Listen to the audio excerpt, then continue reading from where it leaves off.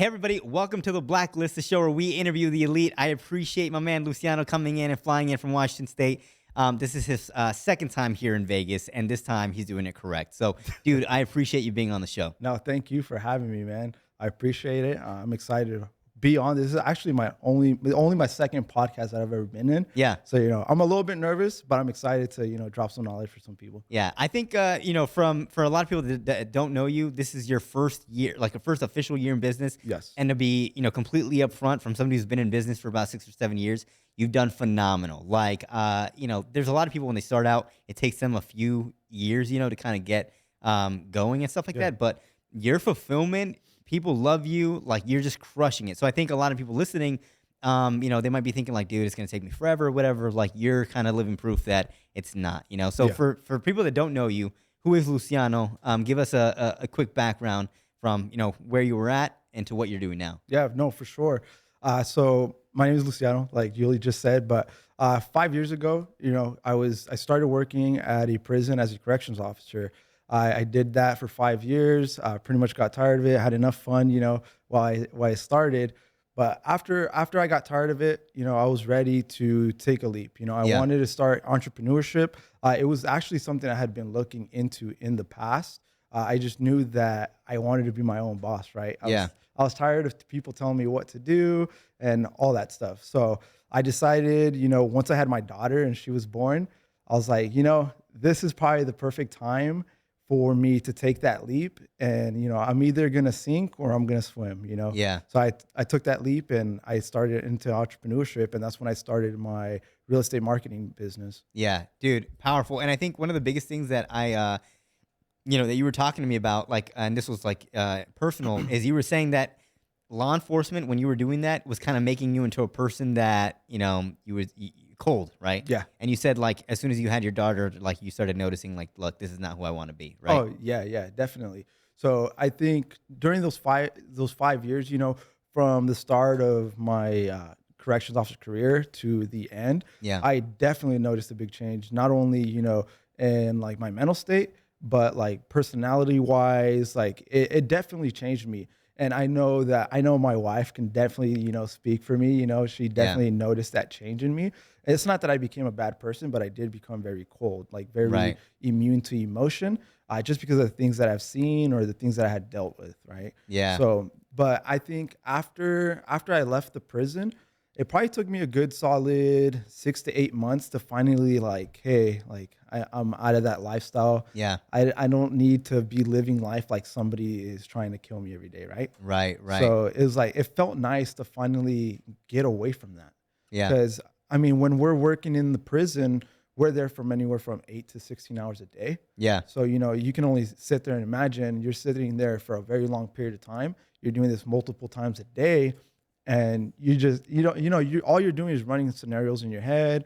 You're always on high alert. You just never know when something can happen. Yeah. And then look at you now, dude. You're very like, you're very extrovert. Like you're very nice. You're cool. So like, I appreciate you not staying there, cause you're a cool dude, bro. Yeah. No, thank you. And for people that are listening, like what was probably the biggest thing that took you from like, all right, I need to quit the 9 to 5, be my own boss. What did you end up doing, and how did you end up deciding, like, hey, this is what real estate, videography, photography, things like that, that's what I wanted to do? For sure. So I think my turning point, what made me decide to go into that was it honestly fell in my lap. I had been doing TikTok and YouTube for a while because I was doing content creation during COVID. Yeah. During that time, during the COVID period, I was actually at home with my wife and my daughter because my wife had just, gave birth. Yeah. So luckily I was working for the state. They gave me some day off, and I was able to take advantage of that. So I got into something that I liked, which was creating content, making videos, playing video games, right? So I used that and I used it to leverage going into real estate. The whole real estate field really fell in my lap because one day, I kid you not, I was sitting down wondering, what am I going to do next? Yeah. My realtor that sold me my house gave me a call. He's like, hey, I know you do videos. I know you do pictures. I need you to shoot a house for me. Yeah. I was like, wait, I've never in my life shot a house. And plus I don't have the right lens to do this. Right. He's like, I need somebody now and you're the guy for it. Yeah. I was like, all right, man, I'll do it for free. You don't have to pay me. So I went out to this house. It was probably like a 45-minute drive from home. Damn. And I drove out there and I was gonna do it for free because Yeah. I was a nice guy, right? Yeah, exactly. So I was gonna do it for free. I shot the house, and then after I gave him the pictures, I was like, here you go, man. He sends me a cash app for $400. What the fuck? Yes, $400, dude. Yeah. And this was just pictures and drone. I was like, I sat there. I was like, man, That's some good money. $400. That's some good money, Yeah. dude. And this only took me 30 minutes to an hour Yeah. to do. So I was like, this is what I'm gonna do, Yeah. right? So And how long did it take from, that kind of like idea to then a full on business? So I was actually during that time, after I think during the time that I had shot that house for him, I was actually door knocking for a local solar company in the area. So I was door knocking. I did that for about 2 to 3 months, and towards the end of like maybe I think month 2, that's when this guy had hit me up. Yeah. And when he hit me up, that's kind of when I started, changing. I was like, man, I'm knocking doors. I got a lot of free time. I can definitely, knock doors either in the morning, knock doors in the afternoon, and just do photo shoots in the morning for, the real estate agents. Yeah. Yeah. So until that started going like very steadily, which honestly, it pretty much took off because it took me probably about a month to get about 2 to 3 shoots consistently throughout the day. Yeah. But obviously I didn't get there just by sitting down and waiting for people to call me and like be like, hey, I heard you do photography, right? So honestly, I did put in a lot of hard work, and a lot of the stuff that I was doing is I was using Facebook to my advantage. I was messaging a ton of realtors. I was adding a ton of realtors, and just pretty much the experience that I had knocking on the doors, I pretty much transferred that to Facebook. Right. I was messaging people and be like, hey, would you be interested into a free photo shoot? Yeah. I'm barely coming up. I want to do this, and I want to show you what I got to offer. Yeah. And believe it or not, people like free shit, right? Yep. So a lot of people took me up on my offer and gave me the opportunity. And thanks to them, I'm blessed. That's why I'm in the spot that I am right now. Yeah. And I would say though that you keep your quality consistent, because what's the difference between you and, we don't even have to mention names, just another company? Like, why do they keep coming back to Luciano? Yeah. So one of the things is when I was offering those free shoots, I was also digging into my market, right? I wanted to know who's my competition, who am I going against with, who's the top dog and who's the bottom dog, right? Yeah. And I don't want to go for the underdog, right? I want to know what he's doing, and I want to know what he's doing wrong, but I also want to know what the top guy's doing, because I want to be like that guy. Yeah. And I want to get there as fast as possible. So a lot of the complaints that I was hearing was there was a big communication issue. There was that gap between the photographer and the real estate agent. Because if you think about it, these real estate agents, some of them have to list these houses pretty dang quick. Yeah. Especially when the market's crazy, so they don't have time to sit around and wait for a photographer for 1 week, 2 weeks scheduling, and if scheduling's a big part, of the problem, that's a huge problem in the business, right? Because if you can't be of contact, then who are they going to reach out to? Somebody else. Exactly. Yeah. They're going to go to the next person. So do they just schedule on your calendar then? Yep. Like they see your availability, like, oh, I picked this time, this is when I need you out here? Exactly. So I do have a set process, and they pretty much just go on my website. They can see all my availability, and then they just pretty much book on there. Once in a while, I'll have a few agents call me up like, hey, can you squeeze me in last minute? Obviously, I'll try to squeeze those people in wherever I can. Yeah. So for people that are just starting out and they're kind of listening to this, I think 2 of the biggest key things that you mentioned is, number 1 is you're taking your door-to-door experience and not waiting for business to come to you. You're going very actively with that, right? And then 2, you're figuring out issues that are common in your industry, and then fixing that so that way they can, the ease of hiring you or getting you is a lot easier versus like having to call somebody up, see if they're available, right? Do that type of stuff. Well, talk to me about some of your bigger projects, because I know that you've gotten hit up by Amazon because they're building a big warehouse, right? Yeah. You also got email from Airbnb. You're like, and this is your first year, dude. Yes. Like, in fact, you just shot a conference like a month ago where you shot people that are like huge in the internet marketing space. What you're doing in a year's time is pretty phenomenal, right? If you were to take a step back and look, I'm like, what am I doing that's moving the needle for me? What are probably 2-3 things that are moving the needle for you? Definitely the main one is treating people good, man. You know, people either hate you or they love you, you know, Yeah. and there's no in between. I'm more the type that like I'm really I don't I don't want to say that I like really care about what people had to say, right? Because if Because it's you don't. yeah, I'm just because if kidding. it's because if it's negative, you know, I kind of just shy away from it. Like, all right, you know, Yeah. there's something good. I'm also going to take it into consideration, right? Yeah. But obviously, that negative stuff, we always hang on to that stuff, right? Yep. But I think one of the main things is just treating people with respect. Because what I think about is, man, let's say one day I'm not able to use my hand, one day I lose my eye, and I can't shoot photography, right?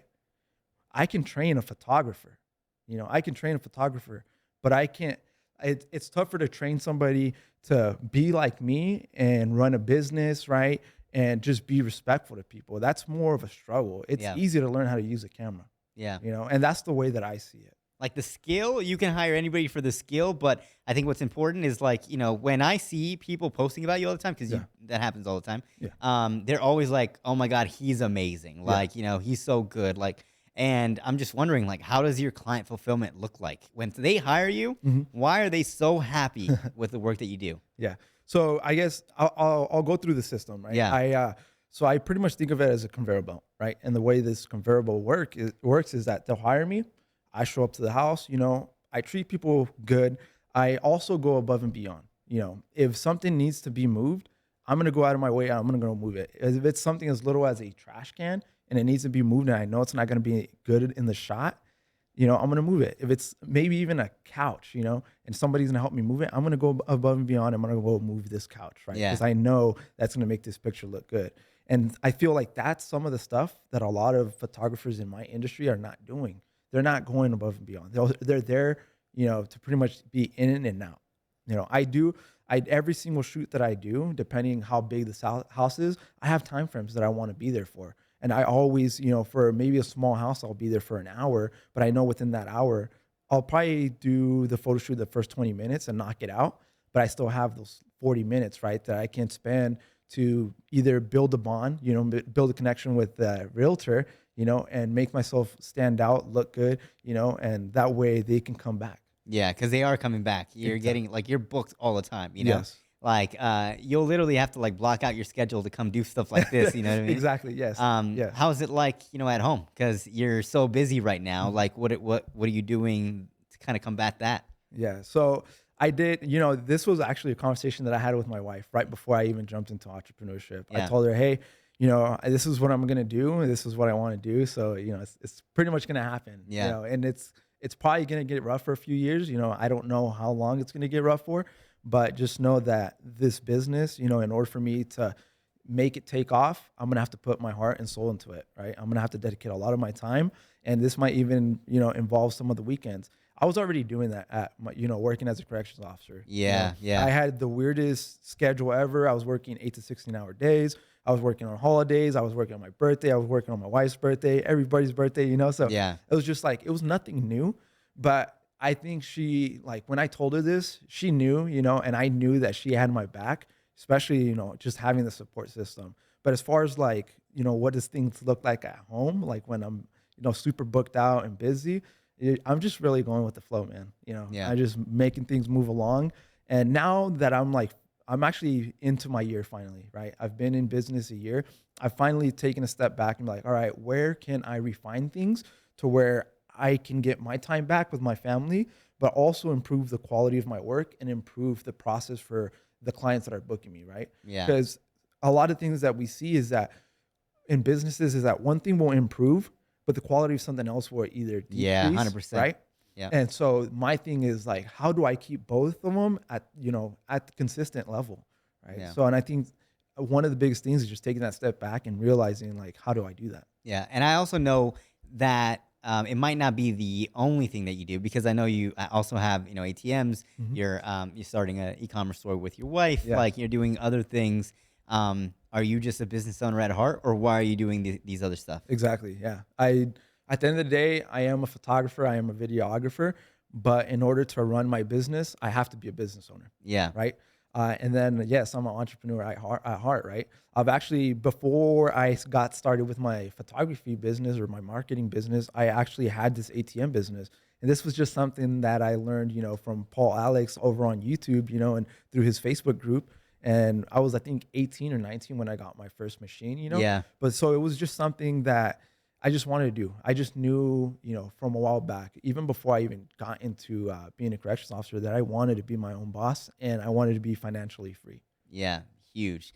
Okay, one thing that I liked that I heard you mention is you got to be a business owner. Yeah. I think a lot of people in your space are just creatives, Yeah. where they're like, "Oh, I see this. This is the vision," things like that. You have that, but I think you're very much more logical in like the business sense. When do creators need to step out of their own way and become actual business owners, not just the skill set? I think as soon as you feel like that you need to add something in order to step away and figure out systems that'll make your business, work Yeah. better, right? Because so one of the things when I first started is I realized that I couldn't deliver pictures on time if, I was out there shooting 6 to 8 houses a Right. day, and then I still had to come home, edit pictures, and then deliver them, right? Yep. Yep. So that means there's something in there in between that I can do or have to do in order to get my time back and get that and make it just more efficient, right? Yeah. So that's kind of where I realized, hey, I can hire a virtual assistant. I can train somebody to do this. This is just office work, right? Right. Right. So that's what I did. Yeah. Google search, hey, how do I find a virtual assistant, or how do I hire somebody, right? To Yeah. make my job smoother. That's exactly what happened. Yeah, it's crazy though because I feel like people need to hire a coach or a mentor to learn that type of stuff. Yeah. But for you, it's just like, hey, I identify a bottleneck that I have and I just get it fixed right away. Because like you're talking in systems already in year one. Yeah. Systems I didn't learn until like year 4 or 5. You know Yeah. what I mean? Like, so you're definitely advanced than most people for sure. And is it because you're just resourceful? Like you just look shit up on Google or what? Like, I mean, I feel like that's a huge thing. I do spend a lot of time on YouTube and Yeah. just watching shit. So it's just like, or I mean, a lot of it too is just having connections.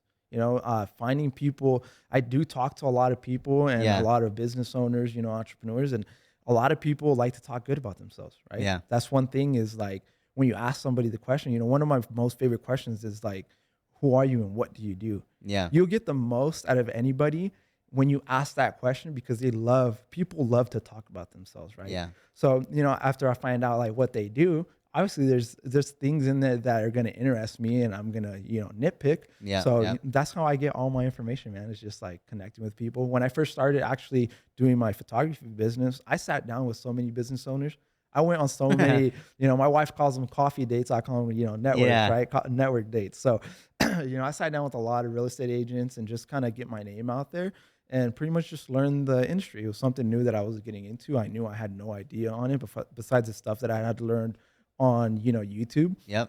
I knew how to be a photographer. So that was something easy. Yeah. I needed to know how to run a business. I didn't know I knew what taxes were, Right, but right. I know that there's all these things, right? That's the conversation for another day. But yeah, so just talking with people. Yeah, that's powerful, dude. So what's the future look like for you? I definitely want to scale this. The way I see it is I want to make it an empire.